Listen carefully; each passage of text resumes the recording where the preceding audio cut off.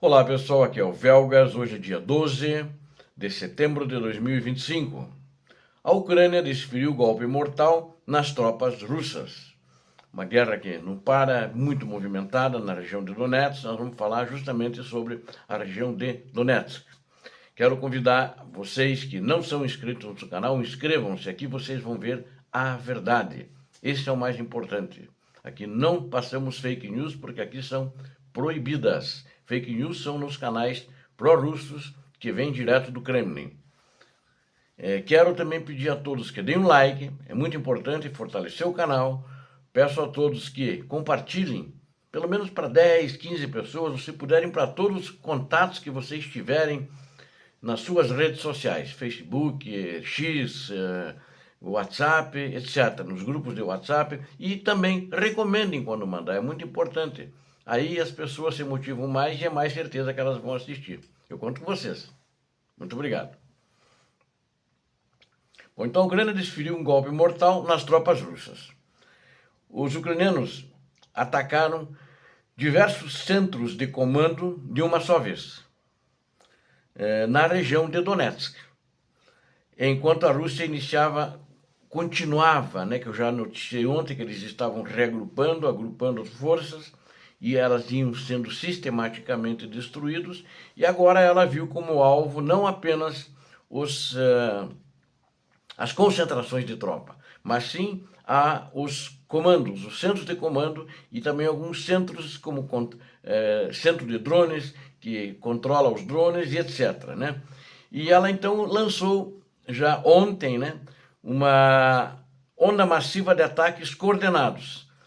As forças ucranianas, de cara, quase 3 que eles atacaram numa só vez, eles atingiram 3 importantes postos de comando em Donetsk, na região controlada pela Rússia, sendo que ali foram eliminados dezenas de oficiais superiores, foram praticamente o que a gente chama na terminologia decapitados, não que eles perderam a cabeça, mas o comando, a cabeça da serpente das suas brigadas, dos seus batalhões foi decapitada. Então foi interrompido, isso interrompe a ofensiva russa, Isso não dá rumo, eles ficam andando que nem barata tonta, ficam num termo de marinheiro, eles ficam à deriva, não sabem exatamente o que fazer, porque muitos daqueles que morreram é que tinham os planos de como as coisas iriam proceder, e se tinham documentos na destruição e no fogo que aconteceu depois da explosão dos artefatos lançados pela Ucrânia, pelos aviões de caça da Ucrânia e pelos drones, eles que devem ter queimado, porque houve incêndios nesses postos de comando. As forças russas, na realidade, elas estão reagrupando, elas estão tirando gente de outros lugares para colocar, principalmente na região de Pokrovsk, não só, mas principalmente na linha de defesa de Pokrovsk, que eles querem ver se rompem essa linha de defesa e avançam até a cidade e tomam a cidade. E eles têm um prazo meio curto para isso.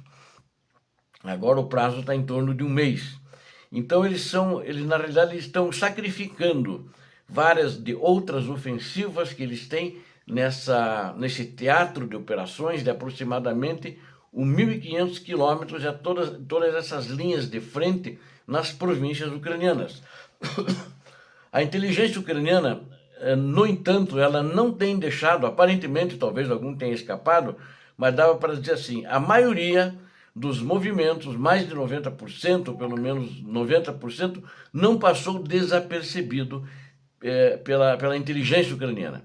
O GUR, O GUR está rastreando e ele rastreou quase todos os comboios, Desde câmeras de trânsito foram hackeadas na retaguarda, até informações dos partisãs ucranianos, alguns podem chamar de guerrilheiros, mas são os partisãs que estão atuando atrás das linhas inimigas, e como eles são naturais das regiões ocupadas, eles transitam livremente e passam as informações para a inteligência ucraniana. Esses partisãs trabalham junto com com a inteligência ucraniana.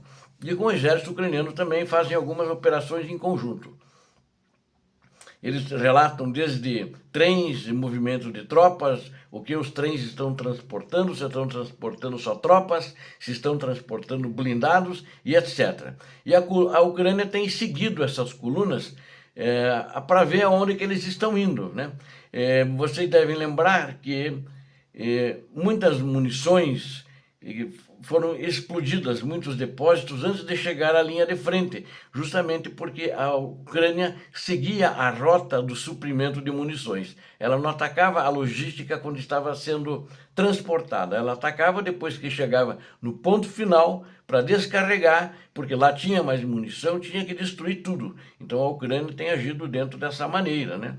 E eles estão intensificando os esforços, usando mísseis, né? Um dos mísseis mais novos que a Ucrânia está usando, agora do seu arsenal, diversos que ela já está produzindo, né? Não só o Flamingo, que é o último, mas ela está usando outros mísseis, né? E para atingir quartel-general da Rússia. Nesses 3 últimos, ela usou o míssil Peklo, que significa a tradução inferno. E também ela tem feito operações massivas de ataque de precisão, ela atingiu, por exemplo, a fábrica chamada Topaz. Essa fábrica outrora era um centro eletrônico soviético, e agora que ela não está produzindo nada depois da guerra, porque ela tinha sido atacada pela Ucrânia, fica ali na região de Donetsk, e era um centro, ela é um posto de comando. 5 mísseis Peklo, movidos a jato, lançados em ataques simultâneos, incendiaram ali na região da fábrica Topaz, onde tinham unidades russas, inclusive um posto de comando. Vários prédios foram atingidos no território dessa indústria e causando muitos incêndios. E as fumaças e as labaredas poderiam ser vistas subindo ali do local a quilômetros de distância. Um segundo ataque menor, mas igualmente direcionado, destruiu o centro de comando do exército russo de armas de número 41, de armas combinadas de número 41.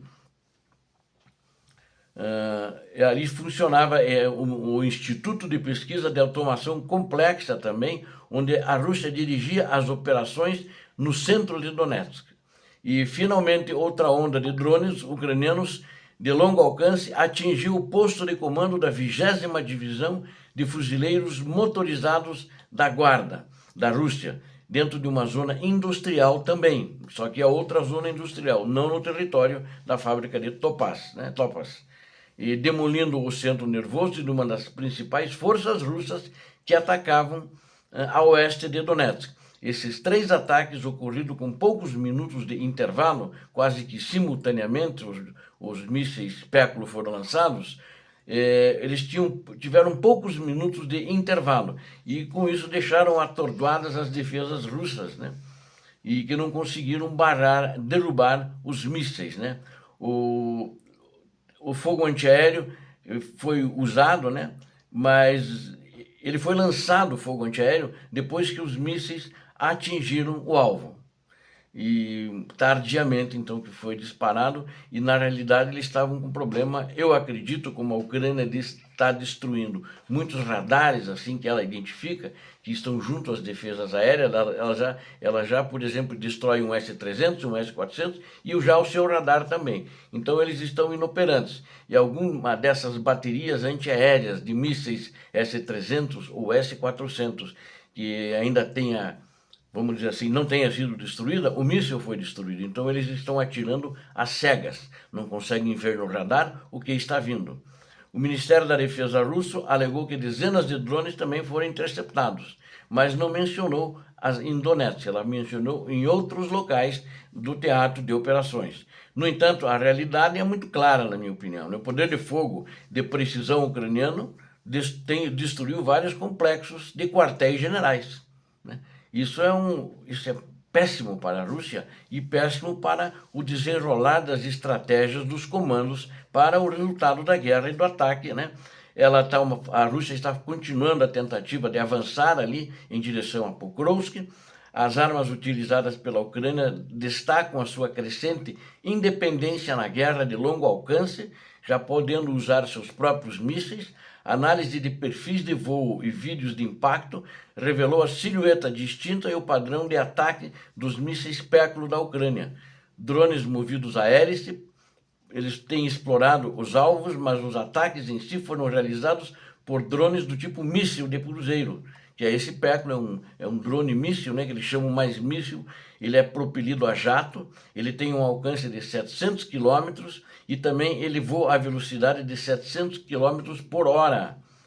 Desenvolvido pela Ucrânia com 70% de componentes ucranianos. Então, 30% só importação. Assim que a indústria estiver ucraniana, depois da guerra, principalmente, eu acredito, trabalhando a toda velocidade, eles querem ter 100% dos componentes fabricados na Ucrânia. O Péculo entrou em produção agora, já recentemente, e está produzindo 100 peças, 100 unidades por mês. Ele carrega uma ogiva de 50 quilos e foi projetado para destruir alvos reforçados enquanto sobrecarrega as defesas aéreas russas. Já provou assim o seu valor, mais uma vez, no último ataque na cidade de Donetsk, que ele atacou alvos também dentro da cidade de Donetsk, mas alvos militares. E esses agora também em Donetsk prova a qualidade desse míssil. O resultado da ofensiva russa é triste não digo, é ruim, né? Porque com quartéis generais importantes destruídos, a cadeia de comando russa fica fragmentada, as comunicações dos comandantes com as unidades em terra e ficam interrompidas. Muitos oficiais familiarizados com os planos de batalha foram mortos, pois casos semelhantes no passado mostram que tais ataques acabam causando uma paralisia temporária dentro da organização militar da Rússia. Oficiais substitutos precisam de um tempo para se familiarizarem com o campo de batalha e o plano de ataque, retardando a tomada de decisões e interrompendo os ataques planejados. E também eu quero destacar aqui que o momento agora é importante, importa porque logo vão começar as chuvas de outono, né? O outono começa dia 22 agora de setembro, mas logo começam as chuvas e essa vai ser uma temporada de chuvas, mas eu diria para você, vai ser uma temporada de lamaçal. Então poucas coisas poderão ser deslocadas fora do asfalto, né? Então os trânsitos ficam mais fáceis da Ucrânia vigiar as estradas, os deslocamentos, para poder fazer os ataques fazer os ataques contra os russos nas estradas. Obrigado a vocês que assistiram esse vídeo, conto com vocês, inscrevam-se no canal, deem um like, compartilhem com as suas redes sociais, façam os seus comentários, inscreva-se porque aqui você viu a verdade. Divulgue também, compartilhe com suas redes sociais. Muito obrigado. Deus abençoe a todos vocês, Deus abençoe a Ucrânia, Deus abençoe o Brasil, paz e bem, paz para toda a humanidade.